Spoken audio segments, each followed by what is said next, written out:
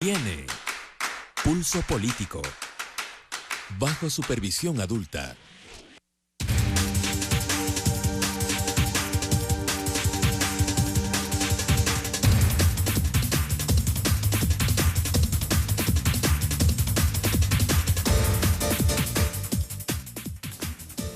Bienvenidos a Pulso Político, amigos televidentes. Quiero dar un agradecimiento especial a Café Libro y a Gonzalo Proaño por habernos permitido grabar este Pulso Político en este martes. Y bueno, el día de hoy vamos a tratar sobre América Latina. ¿Es el fin de un ciclo? Los gobiernos de izquierda y gobiernos progresistas coincidieron en un común denominador, en su visión social y en la lucha para erradicar la pobreza. Pero ¿fue suficiente que en esta década hayan realizado o hayan generado políticas públicas y estrategias para poder lograr aquellos resultados? Pero también hay otro común denominador, y es la presencia de corrupción en algunos de los países donde están gobiernos progresistas y de izquierda, lo que ha permitido a la oposición política, por cierto, fortalecerse y construir un discurso para impactar negativamente en su reputación y restarle credibilidad de cara a los procesos del calendario electoral en cada uno de esos países. Bienvenidos entonces a Pulso Político. Presento entonces a mis invitados de izquierda, a partir de la izquierda: Francisco Sierra Caballero, director de la CIESPAL, Valeria Puga, analista internacional y catedrática, y el doctor Jorge Mora, también catedrático e investigador en temas internacionales y catedrático de la PUCE, de la Pontificia Universidad Católica. Comienzo entonces haciéndole una pregunta rapidita y una respuesta corta para luego entrar al desarrollo del tema. Francisco Sierra, y con la licencia de la dama, ¿y los gobiernos de izquierda y progresista perdieron ritmo, perdieron impulso? Más que perder impulso, se han encontrado con una difícil oposición, una oposición que normalmente no tiene una cultura democrática. Hablo de situaciones de golpe de Estado o de llevar el debate a terrenos que hacen difícil la gobernabilidad, sobre todo cuando hay una intervención de potencias extranjeras muy interesadas en intervenir en la región. Ahora, esa oposición que está tomando algún espacio y en algunos casos han ganado incluso elecciones de forma democrática, o esa derecha ¿ha aprendido de la izquierda? ¿Aprendió a hablarle al pueblo a partir de conocer y aprender a la izquierda? Sin duda alguna, yo creo que aprendió en términos de herramientas, es decir, de la puesta en escena. Muchos de estos gobiernos progresistas entendieron la importancia de los medios de comunicación y de hablarle a la gente directamente a través de la plaza pública, pero también de esta otra plaza que son los medios de comunicación. Entonces, yo creo que la derecha en parte captó esa idea, esas herramientas, el buen uso de un marketing también electoral, y por otro lado, el propio discurso que ha manejado la izquierda. Creo que es indiscutible los avances que se ha tenido en términos sociales, y mucha de esta derecha, por ejemplo la derecha de Macri, ha utilizado bien el discurso social de mantener incluso esas conquistas de derechos para el poder continuar y ganar las elecciones. Valeria, ya vamos a desarrollar. A tu criterio, entonces, es una especie de copy-paste de la izquierda hacia el discurso de la derecha. Hay una, digamos, estoy hablando del discurso, no estoy hablando de la gestión. Han tomado en cuenta algunas formas. Gracias. Jorge Mora, gracias por aceptar nuestra invitación.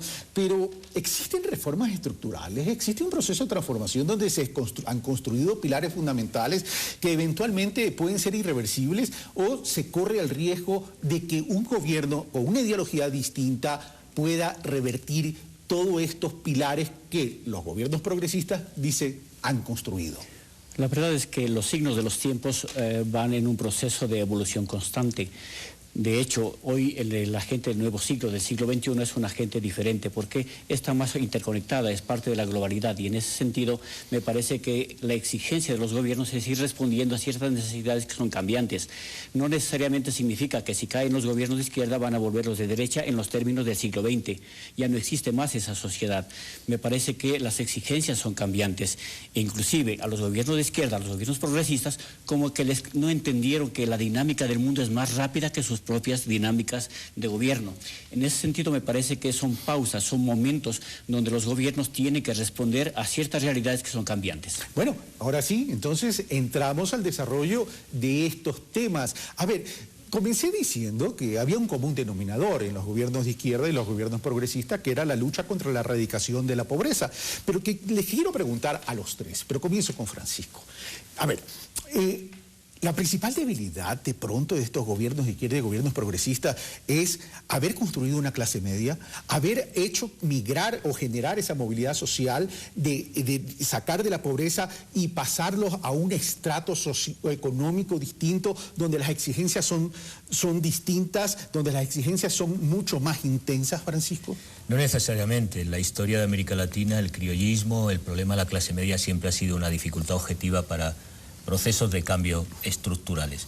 Quizá en este caso un tema en consideración no sea tanto la política social, que ha igualado rentas, que ha ampliado la base de esa clase media, como de la política cultural. Pero hay que cambiar los valores. Si no cambian los valores, difícilmente puede haber... Pero es que a eso voy, Francisco. El tema es qué tanto estos proyectos políticos han sabido empoderar a esa nueva clase media de las sociedades latinoamericanas de estos proyectos políticos, porque para mí ahí está una clave de construcción de sujetos políticos.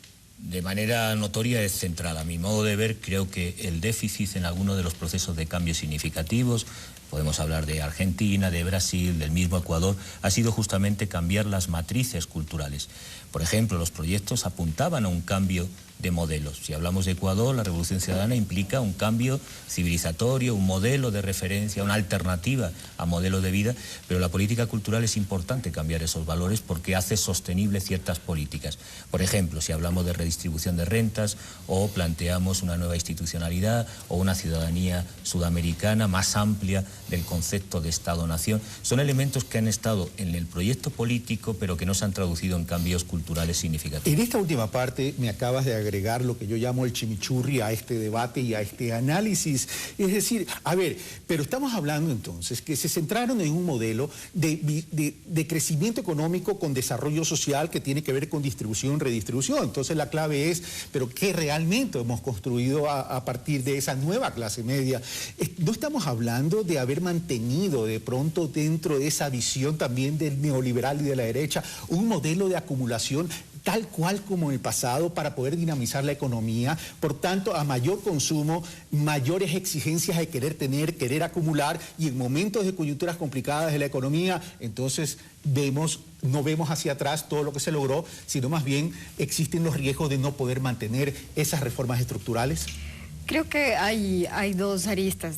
En verdad, los gobiernos progresistas han tenido otro modelo de desarrollo muy distinto al neoliberal. Creo que en absoluto podríamos equiparar el mismo nivel, digamos, de generar este crecimiento económico en términos del neoliberalismo. ¿A tu criterio se cambió el modelo de acumulación? Desde luego, en el sentido de que se redistribuyeron los ingresos petroleros, es lo que sucede en Venezuela. Muchas veces ingresaban estas grandes cantidades por las exportaciones del petróleo, Venezuela uno de los países claves en este sentido, y finalmente, ¿a dónde se iba? Se iba a Miami. No es casual que justamente en esta época en la que nosotros hablemos de una cierta dificultad económica en América Latina, en cambio, se incrementa en el número de vuelos charters de Caracas a Miami. Es decir, sí hay varias contradicciones que creo que todavía no hemos logrado superar del todo. O sea, reconocemos que no se ha podido desarrollar o cambiar ese esquema. Así es, pero ¿por qué pasa esto, Carlos? Porque son apenas 10, 15 años. No vamos a pretender que 100, 200 años en los cuales se ha mantenido un cierto modelo, si se quiere, casi feudal, de hacienda, en el cual ha habido una desigualdad enorme, estructural, fomentada desde el propio Estado. Es la primera vez que gobiernos populares están en el poder. Entonces, creo que hay que tener en cuenta la temporalidad. Ya vamos a definir lo que es gobierno popular. Sí, vamos a definir, porque para mí gobierno popular no es tener la popularidad, sino que el poder esté en lo popular. Exactamente, a eso me refiero. Entonces, es la primera vez que se logra alcanzar, después de tantos años en los cuales ha sido otra la estructura del Estado. Por tanto, no podemos pretender que en 10, 15 o 20 años se logren las transformaciones radicales que quisiéramos. Desde luego creo que se han dado pasos muy importantes y crear las condiciones para generar esos cambios estructurales. Eso vamos a analizar, qué tan sólido y qué tan sostenible va en el horizonte de tiempo vamos a tener en términos de estos pilares fundamentales que se han podido construir. Pero aquí hay otro tema que parto de lo que dice Valeria. Dice, se aprovechó los ingresos petroleros para poder hacer todo este trabajo y lograr estos objetivos. Pero también hay algo que es evidente. Los gobiernos latinoamericanos, si bien unos aprovecharon más que otros los ingresos de los commodities, seguimos dependiendo de los commodities y eso y es otro común denominador y eso constituye también una amenaza y también una debilidad para estos gobiernos progresistas. En aquello me parece paradójico la forma de gobernar, porque se pretende hacer un gobierno con ideas de izquierda, de solidaridad, de distribución de la riqueza. Sin embargo, los ingresos fueron exclusivamente confiados a la especulación en el mercado de commodities, del mejor neoliberalismo existente. Y eso es el gran pecado de los gobiernos progresistas, haber confiado en la especulación del precio de las materias primas y no haber desarrollado modelos más sostenibles y sustentables en el hecho de cambiar, por ejemplo, con mayor efectividad la matriz productiva en el caso ecuatoriano, para no depender de la especulación de los precios de materias primas en el mundo internacional. Eso me parece que es un elemento importante. El otro elemento importante es que sí, como dice usted, es demasiado cortísimo el tiempo, 10 años no es absolutamente nada. Recordemos que cuando cae la Unión Soviética, luego de 70 años de ideas de izquierda, sin embargo la gente no la pudo sostener en cuanto a la ideología. Me parece que es un tiempo que se necesita mucho más largo y aquello me parece que también faltó muchísimo trabajar en la mentalidad de los jóvenes. Desde los tiempos de Aristóteles y de Platón, desde hace 2500 años, por ejemplo, se habla de dos tipos de gobierno, aquellos de donde todos podemos salir y donde también es el gobierno de pocos. Y desde ese sentido son dos formas de gobernar. O planteamos un gobierno de solidaridad social, donde sacamos de la pobreza a la clase media e intentamos disminuir la cantidad de ricos, o hacemos un canto a la propiedad privada.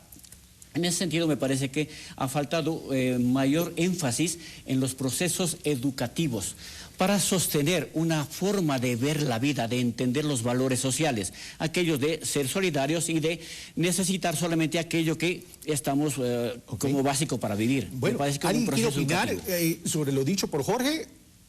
Francisco, Valeria. Sí, yo creo que estamos en eso de acuerdo. Hay un acuerdo en que en verdad ha sido complicado lograr dar pasos mucho más agigantados o mucho más rápido de lo que hubieran pensado estos gobiernos progresistas con un modelo en el cual se sigue priorizando los commodities y creo que ese es un factor común a América Latina. Bueno, vamos al tema. Los gobiernos de izquierda y progresistas cuando llegan al poder se encuentran con una ausencia del Estado y se comienza a hablar sobre la necesidad de recuperar lo público, el Estado. Pero el tema es, ¿hemos entendido y comprendido la dimensión del Estado, Francisco, en los países latinoamericanos? Yo haría un saldo muy positivo en esta década ganada para la región en términos de institucionalidad. No solo se ha situado en el centro de la política económica y social al Estado, sino que se ha repensado los retos de una economía globalizada construyendo instituciones supranacionales, de CELAC, UNASUR, y eso es importante porque es una institucionalidad que ha protegido amenazas a la democracia, a los derechos humanos, como hemos estado viviendo con los golpes recientes, pero además construyendo también un tejido de mayor cooperación sur-sur. Y esto es histórico, nunca antes ha habido mucha reflexión en la academia, en la universidad, sobre la integración latinoamericana, pero se han realizado concretamente institucionalidades que trascienden el Estado-Nación, que han articulado una economía de cooperación al sur. Si hablamos también de un cambio de matriz productiva, se han generado procesos de economía popular y solidaria que nunca estaban en la agenda de política pública y que han estado, pero evidentemente los ciclos, yo creo que uno de los elementos, si hablamos de Brasil, de Ecuador, de algunos de los países, ha sido justamente que han hecho política no pensando a corto plazo, sino a largo plazo. Por ejemplo, la red de infraestructura hidroeléctrica o de infraestructura de transporte y comunicaciones que garantizan a un país como Ecuador, o si hablamos de la política cultural en Brasil, un futuro para generaciones, desde luego, con una mayor esperanza de lo que tenían antes de que se iniciaran esos ciclos de progreso.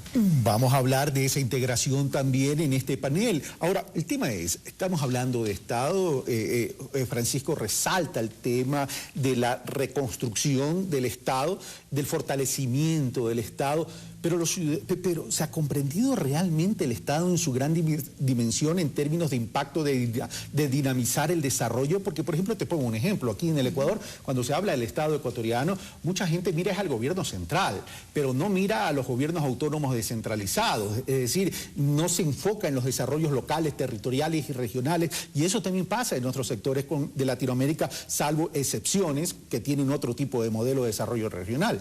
Valeria. Sí, sin duda alguna. Yo creo que el Estado no se ha llegado a comprender en su total dimensión, pero coincido absolutamente con Francisco. Creo que esta es una década ganada para la institucionalidad, crear institucionalidad, y en unos estados mucho más que en otros. Por ejemplo, el caso ecuatoriano creo que es la muestra visible y real de pasar de no tener Estado, de tener un Estado cooptado, en el cual las élites que gobernaban no tenían el mínimo interés en lograr establecer un orden, un proceso, una planificación de desarrollo nacional. Creo que es por primera vez que se piensa en esos términos, incluyendo el tema de la descentralización, que creo que ese es un problema muy común en varios países de América Latina. Lamentablemente, el Estado no logra llegar a todos los rincones de un Estado-nación.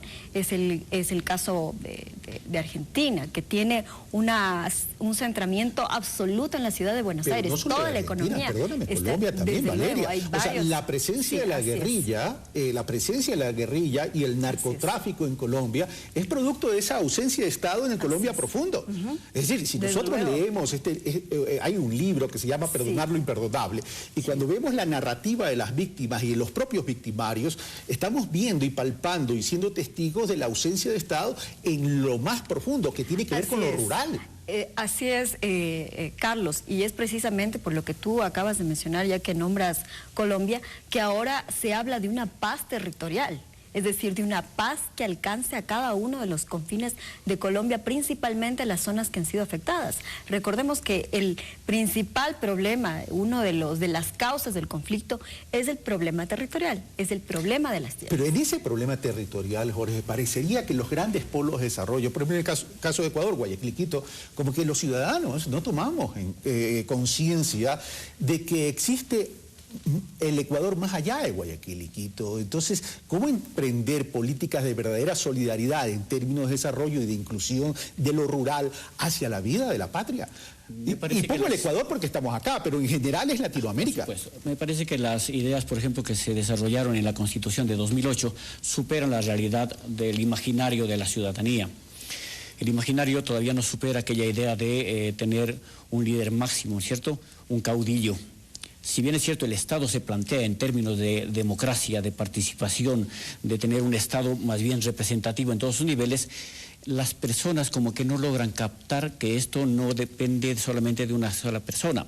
Y aquello ha sido dañino, porque aquí se habla más que de la revolución ciudadana, se habla del correísmo. En Argentina quizá del kirchnerismo, quizá la imagen de Lula ha sido bastante fuerte, porque las personas, los ciudadanos todavía no acaban de entender. Y te recuerdo que en Colombia se hablaba del uribismo. Sí, se hablaba del uribismo, porque es un problema general. Me encantan las sociedades donde se empoderan, donde cada ciudadano asume su rol político en todas sus dimensiones. En su dimensión, por ejemplo, tributaria, en su dimensión participativa, en su dimensión ciudadana, en su dimensión social, en su dimensión cultural. Pero aquellos elementos no se han desarrollado. Permíteme interrumpirte para precisar y acotar algo.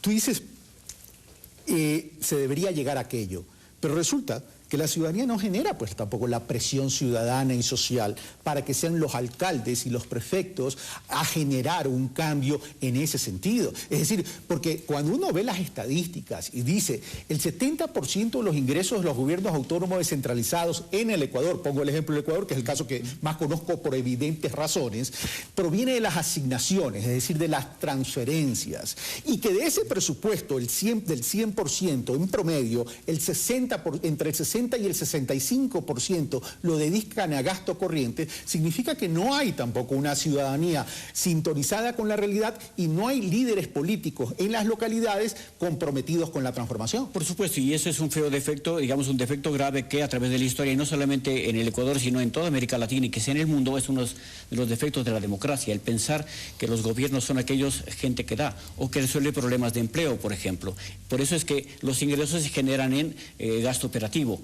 Inclusive la inversión que en el Ecuador fue muy importante, sin embargo, se descuidó porque los precios de los commodities del que hablábamos hace un momento no dieron. Pero hay la tendencia a pensar que la vida del ciudadano la debe solucionar el papá Estado. Y ese es un error grave, en el cual inclusive caen las mismas autoridades. En este caso el gobierno central. El gobierno central o los gobiernos seccionales. Por aquellos que el gobierno, antes de ser gobierno, planteaba esta idea como muy válida. El hecho de bajar el gasto corriente para ponerlo en inversión. Pero no ha sido posible, porque los gastos políticos, los compromisos políticos hacen que la gente presione para tener un puesto. A la gente le interesa muchísimo más estar trabajando en la coyuntura más que generar procesos democráticos. Francisco, entonces se repitió un poco lo del pasado clientelismo político, Francisco. No necesariamente. Yo haría dos matizaciones. Una que es importante. La cultura política no se construye solo con política pública. La política pública puede construir un escenario y un marco normativo que haga posible que la ciudadanía tenga una mayor conciencia. Si hablamos de muchos de los países de América Latina, ha habido una conciencia de la importancia de las políticas públicas, de justicia social, de desarrollo equilibrado, de integración territorial dentro de un Estado que normalmente han estado, la mayoría de la construcción de los Estados-nación en América Latina, muy desequilibrados en servicios públicos, en cobertura del propio Estado. Yo creo que ahí ha habido un cambio importante y hay una nueva generación también que está disfrutando los éxitos de esta década ganada y que también están concibiendo la importancia de que tienen derechos y que hay que reclamarlos de algún modo. Entonces es un elemento que es central, la cultura política, y que una política de Estado no puede construir. Y hay otros elementos que tienen que ver con la coyuntura y los azares de la disputa política, en el que sí podemos hacer una crítica sobre la gestión pública y de las potencialidades que se podrían haber articulado. Pero este elemento de la cultura política es importante y no se construye en una década, se construye en una generación o dos que vayan cambiando. En el diagnóstico que pudiéramos hacer no observo un clientelismo significativo si comparamos con la historia de modelos de cacicazgos, de redes clientelares. Pongamos el caso ilustrativo de Brasil. Son los que han organizado el golpe de Estado, los que representan la esencia del caciquismo, del caudillismo y de lo que es la historia nefasta que se ha tratado de cambiar con Lula y evidentemente con reglas democráticas, ¿no? Pero también hay otro común denominador, además de los que ya mencioné en la introducción, y es que estos países latinoamericanos donde se asentaron los gobiernos de izquierda y gobiernos progresistas, el común denominador son los grandes líderes, es decir, líderes casi caudillos con personalidades y carácter fuerte dentro de la gestión, dentro de la política, y por tanto los procesos de transformación no están apuntalados por los movimientos y organizaciones sociales, sino básicamente desde estos líderes, y en ausencia de estos líderes se presentan problemas de carácter en términos de sostenibilidad de los proyectos. Valeria. Creo que hay que hacer un señalamiento, que muchas veces he creído que este tema del caudillismo o de la dependencia de una figura de líder es exclusivo de América Latina. Si nosotros revisamos la historia la hacen liderazgos fuertes, pero también evidentemente organizaciones sociales. Si uno revisa, por ejemplo, la historia de Europa o de las primeras organizaciones internacionales, vamos a ver un Richelieu, un Bismarck, que son los hombres que van forjando también esa Europa. Ahora, vamos a Latinoamérica. Evidentemente, para estas transformaciones hemos tenido estos grandes líderes latinoamericanos que han sido quienes han podido sostener estos cambios. Porque yo tengo una hipótesis, creo que a falta de institucionalidad, quienes pueden darle legitimidad a todas esas medidas son estos liderazgos fuertes como los de Correa, como los de Evo, como los de Néstor, como los de Chávez. Ahora, desde luego, nos falta avanzar muchísimo. Pero sin embargo, estás viendo la coyuntura política electoral en estos países que has mencionado. Así es. Ahora, el problema es que nos vuelve débiles el momento en que no contamos con estos líderes. Y ahí es cuando se hace necesario, imprescindible, contar con la organización política y la organización social. Hay un tema que yo lo he señalado ya en varias ocasiones, y es que lamentablemente mucho de este capital humano de las fuerzas progresistas que llegaron a gobernar se centró precisamente en la construcción de este Estado, en la construcción de las grandes políticas públicas, de este programa de desarrollo, y se descuidó muchísimo la organización política, la organización social, el ir con el ciudadano de a pie y también politizar la política pública. Creo que esa ha sido una de las fallas que se atraviesan en cada uno de los procesos de Pero para algunos, Jorge, este tema de la politización de la política pública, que me parece bien porque eso tiene que ver con la toma de conciencia conciencia sobre las políticas públicas, política de Estado, pero también para algunos analistas internacionales, Latinoamérica tiene una sobrepolitización que ha saturado y esto hace también que el elector se canse. Yo diría que América Latina es un tanto tropical en cuanto al análisis de sus situaciones, porque a veces exageramos en la bondad o en la maldad de los líderes. Pues se pretende decir que desde la izquierda que los gobiernos son los mejores de toda la historia. Desde la derecha diría que son los peores y no están así. Me parece que no se han vendido bien o no se han manifestado bien algunos conceptos que son básicos. Por ejemplo, cuando el presidente Correa dice, tenemos carreteras, lo que está diciendo es que por lo menos tenemos ya indicadores de desarrollo humano más altos, o el indicador Gini. Son aquellas condiciones de vida que permiten tener un mejor vivir, mejores condiciones de vida, mejores accesos a la salud. Me parece que estos gobiernos que han tenido una serie de logros, pero me parece que no han sido lo suficientemente publicitados o metidos en los procesos de conocimiento de la gente, para que pueda entender los conceptos más allá de ciertos efectos que son más bien de carácter de mercado. Pero eso significaría entonces que si las personas no lo han entendido, ya sea por una mala política de comunicación o de publicidad, significa que no ha habido cercanía con la gente. No, me parece más bien que no se en la localidad, el mensaje correcto, porque tengo la impresión de que dada nuestra idiosincrasia, en el hecho de ser más bien pendulares, el hecho de que nos gusta estar a un lado y al otro, a veces en mi casa o a veces donde mi suegra, y es el efecto político bastante tropical.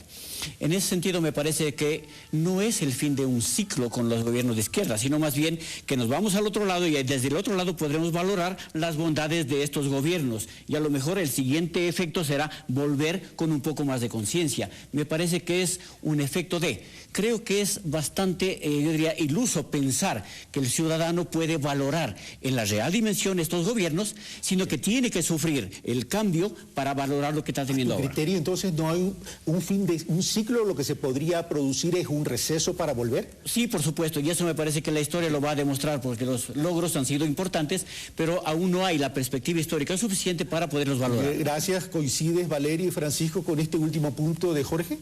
Creo que hay que también señalar que no es que estos gobiernos progresistas tampoco parten de cero, tampoco es que hay nada, no hay una organización social, no hay una organización política, la existe. Y yo creo que eso lo estamos viendo ahora en Brasil, lo estamos viendo en Argentina, en el cual están constantemente movilizándose en contra de las políticas ultra neoliberales de Mauricio Macri, en contra de las políticas ilegítimas también de Temer. Es decir, hemos creado sí una conciencia social. Y yo creo que, como dice acá mi colega, la perspectiva histórica nos va a permitir apreciar incluso en mayor dimensión y profundidad estos cambios. No, yo no estaría de acuerdo. Yo creo que una de las características de los gobiernos de progreso es que han hecho una labor de pedagogía democrática muy importante. Formas de comunicación como las sabatinas, el contacto con el público ha sido importante, y yo soy de la idea de que la gente es libre y tiene el derecho a equivocarse, y creo que sí perciben los cambios históricos, y de hecho hay unas amplias mayorías. Quisiera recordar que muchos de los procesos de reversión electoral se han dado con intervención extranjera, con activa política exterior de Estados Unidos y algunas otras potencias para revertir esos procesos. Eso está documentado no solo en Ecuador, en Argentina, las inyecciones millonarias, en la elección de la presidenta Dilma hubo una campaña feroz, incluso insultante, contra la figura de Dilma Rousseff por parte de la oposición, con unas estrategias de intervención para revertir justamente ese concepto que tiene la ciudadanía de conquista, de avance democrático. Se desprestigió iniciativas como Bolsa Familia, la política de integración y justicia social del PT, de Lula da Silva, y sí coincidiría en este caso con que, como señalaba Valeria, pues ha ido un descuido, una cierta burocratización por priorizar una eficiencia en la gestión pública y del Estado, de trabajar con los sujetos políticos. Yo creo que ahí sí que hay que trabajar más. Hay una tarea pendiente ahí. Es necesario trabajar más con la ciudadanía, desde luego, pero sí se ha hecho un gran esfuerzo de pedagogía democrática, y creo que la voluntad mayoritaria de la población sigue apoyando esos procesos de justicia, porque son necesidades históricas no satisfechas que requieren por lo menos 2 o 3 décadas para poder revertir y reequilibrar esos procesos, ¿no? Gracias, Francisco. Bueno, vamos a hacer una brevísima pausa y regresamos con más de este Pulso Político, donde vamos a analizar ya también a más profundidad. ¿Realmente existe una estrategia de boicotear a los gobiernos progresistas y de izquierda? ¿En qué se sustentan para poder decir eso? Y ¿Qué tanto se han blindado estos gobiernos y estos proyectos de estos ataques que acaba de mencionar Francisco y que no son nada nuevo? Venimos de inmediato.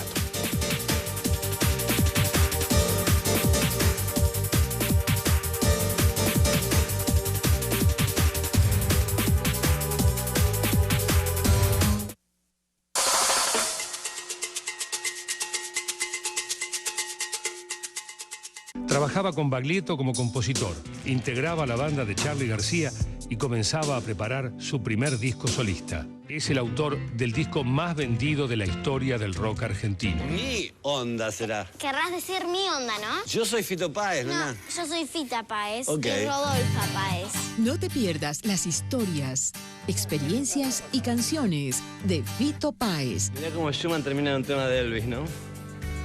Hoy 23:30. Cuando te despertás, vos me haces feliz.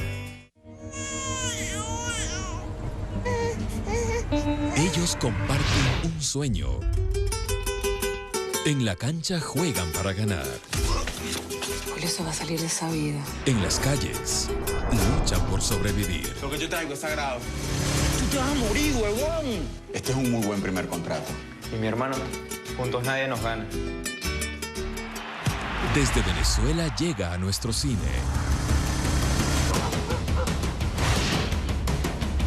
este jueves, 23 horas. Hermano, por Ecuador TV. Somos todos. ¿Crees que el reggaetón y la salsa tienen algo que ver? La respuesta la tienen ellos. Con 1 millón, sin 1 millón, gozo un montón de paren mi vacilón, ya tú sabes. Aquí en la marca un bombón, nosotros somos dulce, boricua de corazón. La clave, pa. Mucha gente no lo sabe, yo escribo en clave. Grandes Documentales te trae La Clave. Miércoles, 23:30. Ecuador TV, somos alegría.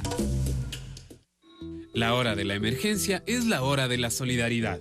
Ayudemos a nuestros compatriotas afectados. Su donación es muy importante. ¿Qué donar?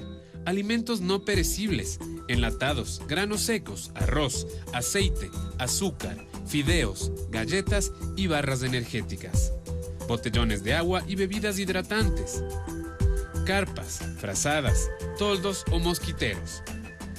Repelentes, caducidad mínima de 3 meses. ¿Dónde donar?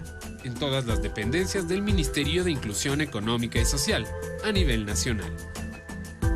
Ecuador TV, somos solidaridad. Toda la información sobre esta emergencia, conócela en www.ecuadorlistoysolidario.com o para donaciones y voluntariado, llama al ECU 911. Este miércoles en Café TV hablaremos sobre el encuentro achocolatado más grande del mundo que tiene como sede Ecuador. VivoFi, una aplicación completamente ecuatoriana que ya se encuentra en el mercado internacional. Y conozca Sabrocón, un lugar para homenajear a tu mascota. 8 de la mañana, por Ecuador TV. Ecuador TV, somos todos.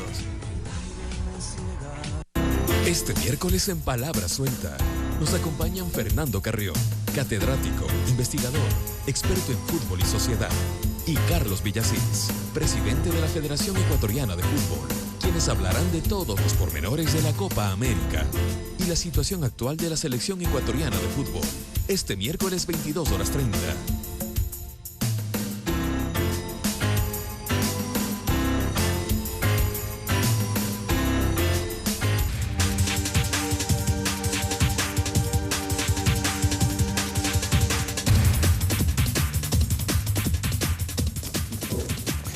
Bueno, seguimos con Pulso Político, estamos analizando América Latina a fin de un ciclo.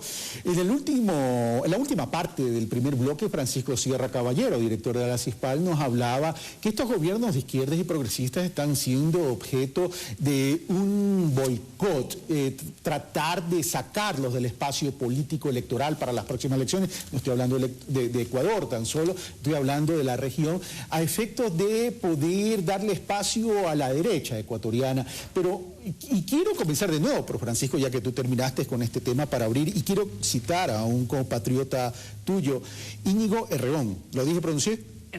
Errejón. Era para ver si estabas atento, Valeria. Bueno, pero vamos a lo siguiente. Dice Íñigo, en uno de los últimos programas de Ford Apache, decía, uno de los pecados de los gobiernos progresistas es que gobiernan como que si no estuvieran de paso. Primera expresión de Íñigo que coincide con los gobiernos progresistas latinoamericanos. Pero por otro lado dice, las elecciones se ganan y se pierden y son el reflejo de las libertades, pero siempre se asume conspiración. El tema es que no se ha sabido blindar los procesos en Latinoamérica. Francisco, ¿qué opinas? Estaría de acuerdo en cuanto a las políticas de seguridad. Es verdad que poner de acuerdo a varios estados con agendas diferentes para hacer proceso de integración se ha logrado con diferentes iniciativas como Petrocaribe, toda la institucionalidad del nuevo regionalismo latinoamericano. En materia de seguridad es difícil porque no hay una integración que lleve, por ejemplo, a un comando unificado que se había propuesto por Brasil, y ese avance ha sido insuficiente, como ha sido insuficiente el desarrollo del Banco del Sur y otras iniciativas que en realidad son las razones de gran parte de ese boicot, porque estamos hablando de política, pero hay una racionalidad geopolítica de intereses estratégicos en sectores energéticos claves como el petróleo, también en cuanto al capital financiero, cuyos intereses se vieron afectados por la regulación de los nuevos estados progresistas, y otros elementos que no se mencionan de las futuras guerras, que es el agua, que es la Amazonía, en la que hay intereses estratégicos también de las potencias del norte. Estas cuestiones, en tan poco tiempo, construir Estado, de un Estado ausente a una nueva institucionalidad, y pensar en integración y abarcar todos los frentes, es verdad, ha sido insuficiente, y es la situación de debilidad que se está, con una suerte de efecto dominó, abordando país a país por separado, aunque existe una cooperación en instituciones como UNASUR que garantiza por lo menos poner en cuestión ciertos procesos que se están dando en países como Brasil y Venezuela, ¿no? Valeria. Sin duda alguna, yo creo que ha habido aciertos y también desaciertos, o más bien procesos bastante lentos que ha faltado mayor ímpetu político para avanzar. Creo que el caso de UNASUR hay que remarcar como una instancia de resolución de conflictos, muy importante. Creo que varios de los conflictos que hemos tenido en los últimos años en la región han logrado destrabarse de una manera diplomática, pacífica, a través de la UNASUR. El caso de Colombia-Venezuela, el caso de las intentonas golpistas que nosotros mismos lo sufrimos en el 2010, pero sin duda alguna hay a nivel internacional y a nivel geopolítico un intento de relanzamiento del TTP, del Tratado Transpacífico, y creo que no hay que disociar todas las maniobras que se han realizado en Brasil, que se han realizado en Venezuela, en Argentina, relacionarlas y vincularlas con este nuevo relanzamiento de una geopolítica internacional sustentada nuevamente en los valores neoliberales. Pero esa geopolítica internacional que presiona, ¿se da por qué motivos? A ver, se decía que Estados Unidos tenía una nueva mirada hacia Latinoamérica, pero de acuerdo a lo que dice Francisco y de acuerdo a lo que confirma Valeria, daría la impresión que no es así. Es decir, eso se produce por la cercanía de Latinoamérica, sobre todo en los países donde se asientan gobiernos de izquierda y progresista, a Rusia y a Irán. Me parece que hay que distinguir dos elementos. El uno es la importancia que tiene Latinoamérica respecto al mundo como proveedor de materias primas, y ese rol me parece que no es deseable para nosotros, porque lo que se intenta es desarrollar el elemento humano, desarrollar la capacidad de producción, desarrollar, darle valor agregado a los elementos, inclusive para mejorar nuestra capacidad de vida y nuestras condiciones de vida. Me parece también que en este sentido hay que medir los efectos de los propios errores. Yo quiero remarcar aquello que se decía, cuál es el peso y cuál es la importancia en el sostenimiento de este tipo de gobiernos, por ejemplo, con el no desarrollo del Banco del Sur. A la larga es un elemento fundamental al cual le ha faltado un impulso político decisivo, pero sobre todo de parte de... fundamental, Jorge, no solo para los gobiernos de izquierda y progresista, para cualquier gobierno de cualquier país, porque estamos hablando de Latinoamérica. Por supuesto, y es un elemento clave, aquellos que nos pueden haber dado la sostenibilidad, porque a la larga salimos de la dependencia con los Estados Unidos y vamos un poco a caer en la China, y eso no es tan saludable. Me parece que ha faltado la decisión política para entender el efecto del movimiento financiero. Estoy de acuerdo con lo que plantea el presidente Correa cuando dice que no deben ser los capitales ni los intereses financieros los que deben gobernar, sino más bien el elemento humano. La política debe tomar el control. Sin embargo, ellos no hicieron lo necesario. Y no hicieron lo necesario porque no fueron capaces de estructurar procesos de integración latinoamericana más fuertes. Me parece que esa es una gran falla y es uno de los grandes pecados de estos gobiernos. Pero Valeria, esa integración se está dando mucho en la retórica. Entiendo y comprendo que el proceso tiene poco tiempo en términos de poder alcanzar logros estructurales profundos y totales, aunque total nunca sería porque la vida es permanente, dinámica. Pero el tema es el siguiente, no hemos pasado del discurso a la acción y Francisco decía la necesidad de lograr una integración productiva en ese sentido, citaba algunos ejemplos en el tema de generación eléctrica, etcétera, etcétera, pero ahí viene el tema, es decir, cada uno crea su parcela y cada uno quiere estar con su queso rancio y no va más allá en términos de integración.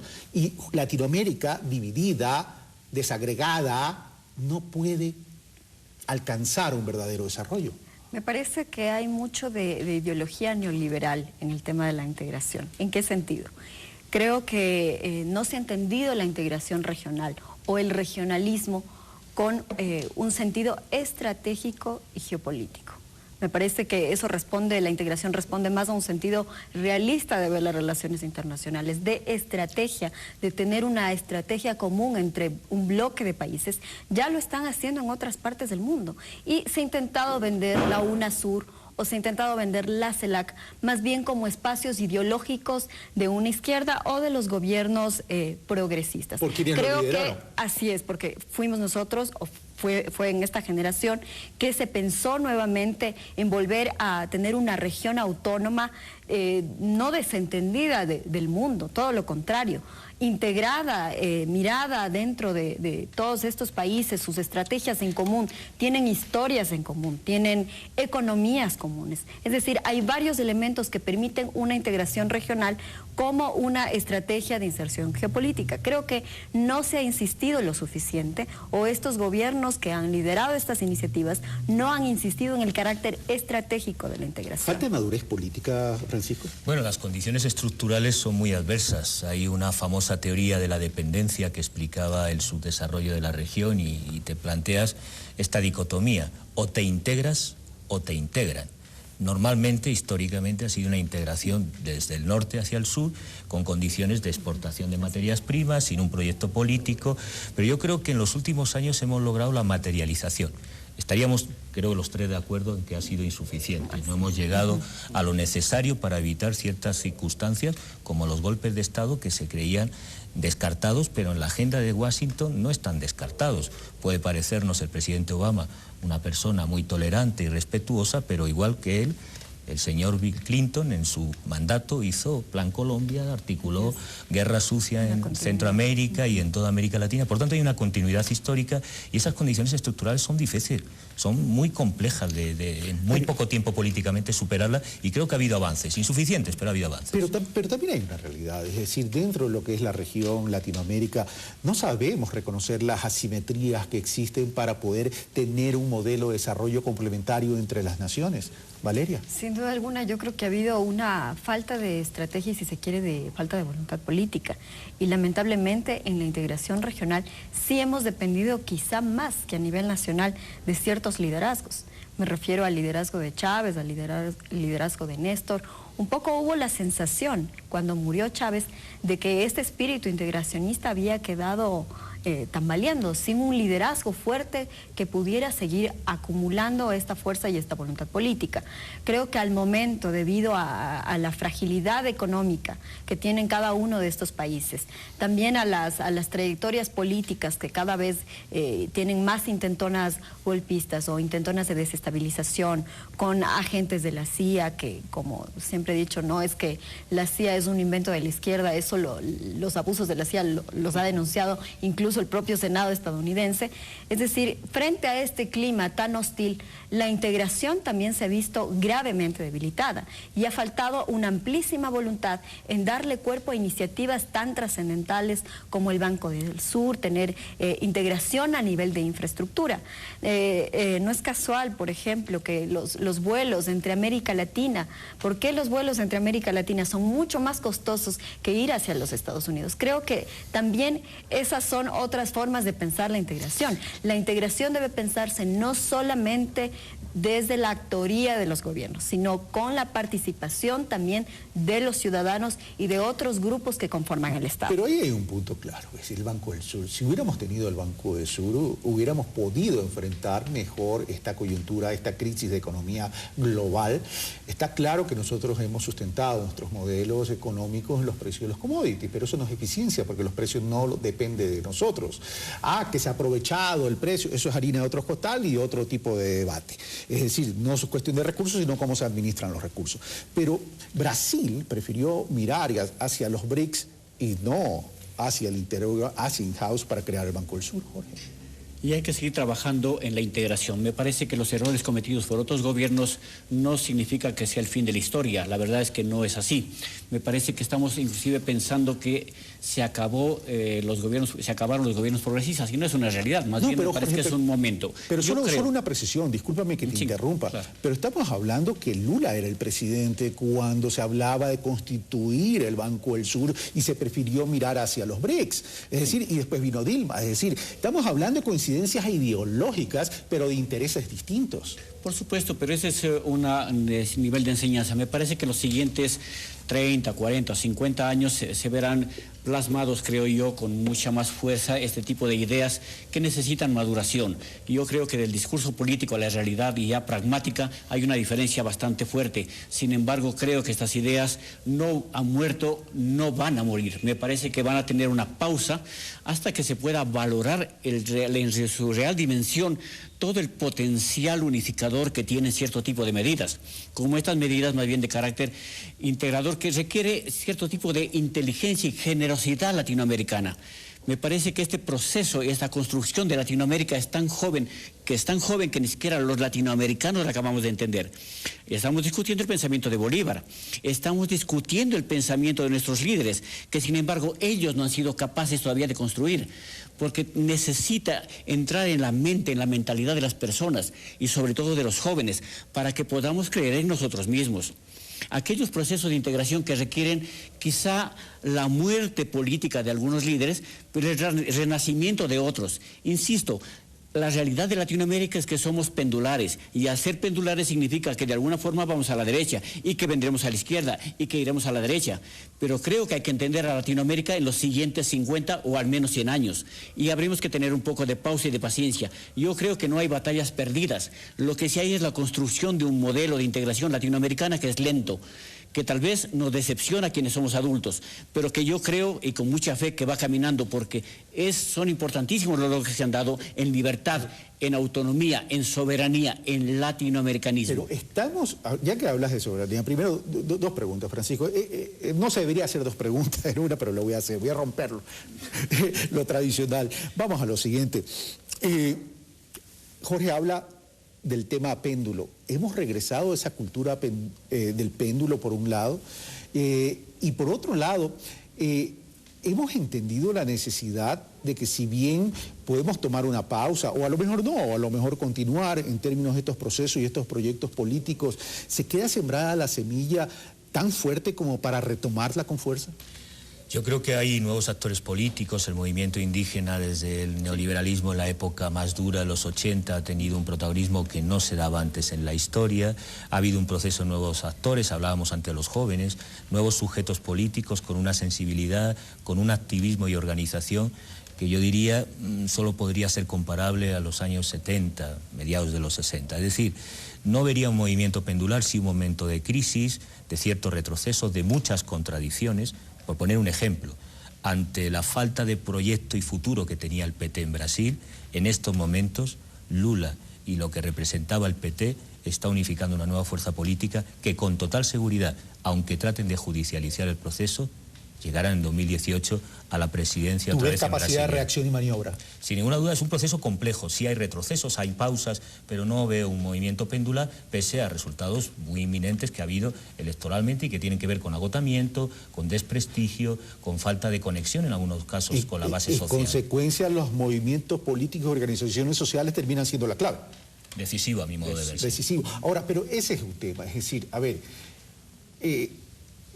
uno de los pecados no será que estos movimientos sociales y organizaciones políticas toditas apuntaron a querer ser funcionarios y formar parte del aparato burocrático y descuidaron casualmente la acción política a lo largo y ancho de los territorios. Sí, como yo lo había ya sostenido anteriormente, creo que ese es uno de los pecados. de las grandes fallas. Una falla, si se quiere, estratégica. Incluso eso va de la mano con una, si bien ha habido esta pedagogía democrática, como llama Francisco, creo que ha sido necesario un mayor nivel incluso de esa pedagogía en países con una escasísima cultura política. Unos más, otros menos.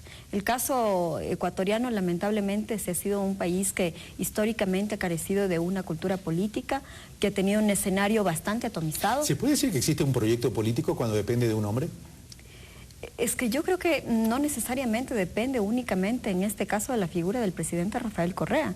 Creo que, en efecto, ya se ha creado un movimiento político, ya existe una noción de Estado, ya existe institucionalidad. Existe institucionalidad, sin duda alguna. No creo que el proyecto dependa absolutamente de la figura del presidente Correa. Creo que ya se han ido generando, aun cuando han sido bastante lentos y quizá no con la preponderancia del presidente Correa, ciertos liderazgos. No pretendamos. Ahora creo que hay un pecado de varias de estas fuerzas progresistas en la región, y es pensar que quizá vamos a tener un líder igual o en las mismas proporciones históricas que un Chávez, o en las mismas proporciones históricas que un Rafael Correa, que un Néstor Kirchner, que un Lula.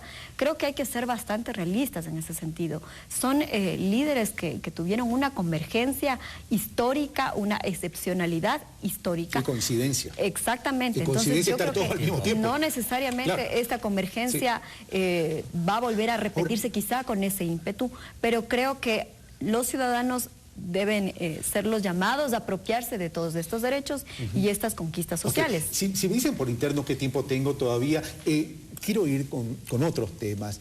Me quedan 10 minutos. A ver, el común denominador de esta visión de izquierda de los gobiernos progresistas es cambiar los modelos de desarrollo corporativos empresariales a un modelo de desarrollo económico-social en términos de distribución y redistribución, que tienen como un objetivo construir equidad, es decir, disminuir la inequidad, erradicar la pobreza, etcétera, etcétera, etcétera. Pero para erradicar la pobreza se necesita generar recursos y generar empleo. En ese sentido, no ha habido ahí todavía, independientemente de que los procesos sean cortos o todavía no tengan el tiempo suficiente, etcétera, etcétera, no ha habido ahí una falta de visión en términos de focalización entre la micro y pequeña empresa para generar encadenamientos productivos y poder solucionar el tema del empleo, cuando sabemos que no hay empresa grande capaz de satisfacer, o empresas grandes capaz de satisfacer la demanda laboral y de trabajo? En principio, una de las cosas que me llamaba la atención es el hecho de que el economista Rafael Correa no entendió que la curva económica tiene sus oscilaciones. Y me parece que estamos en un momento de oscilación hacia abajo, en el que estamos con algunos elementos macroeconómicos que son importantes porque son decisivos en la generación del empleo, por ejemplo, o en la capacidad de producir y comercializar ciertos elementos. Por lo tanto, hay que cambiar el modelo de pensamiento a una forma de pensamiento un poco más regional, más pequeño, dentro de la región de nosotros mismos. Quizá hay que hacer un llamado fuerte a los gobiernos que se dejaron de alguna forma engañar por aquellos grandes mercados, el mercado ruso, el mercado chino. Y de las grandes inversiones. De las grandes inversiones, que eso me parece que es algo que le hizo muchísimo daño a estos gobiernos.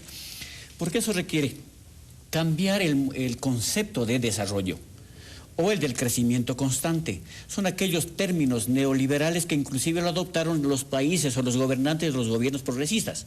Creo que ellos todavía se confundieron un poco en cuanto a entender qué tipo de sociedad se quiere, donde las personas, por ejemplo, se eduquen para ser solidarios con ellos mismos, para que puedan encadenar procesos productivos, para que puedan ser sostenibles, sustentables, o se pensó más bien que podemos ser competitivos para venderle nuestras materias primas o nuestros productos al mundo externo. Creo que el mismo gobierno se confundió de alguna forma en intentar entender procesos de integración a nivel global, a nivel mundial. Me parece que había que tener un poco de pausa para entender y diseñar aquello que lo he escuchado en algunas partes, en algunas tertulias de personas afectadas al gobierno, que dicen, por ejemplo, que es el fin del capitalismo y estamos en un nuevo momento, ¿no es cierto?, donde no podemos ganar más allá de aquello que necesitamos. En el discurso está bien, pero que no se ha hecho pragmático, no se han desarrollado ciertos elementos muy necesarios en la construcción de criterios económicos, políticos, financieros, culturales. Sí, está bien, la gente dice, no vamos a hacer lo mismo de siempre, yo también creo que es correcto.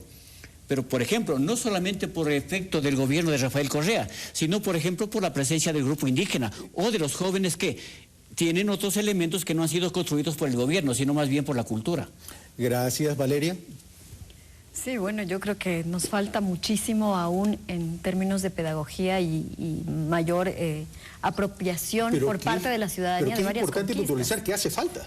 Sí. Desde luego. Yo creo que todas estas políticas públicas no han tenido quizá una fuerte politización, no solamente del gobierno. Yo diría que no hay que adjudicar toda la responsabilidad a un gobierno, que es el gobierno el que tiene que venir a explicarme cómo son las cosas. Creo que ha habido una falta de mayor participación y empoderamiento de los propios ciudadanos de todos esos derechos y conquistas obtenidas. Entonces, creo que ese es el horizonte que en América Latina debe trazarse.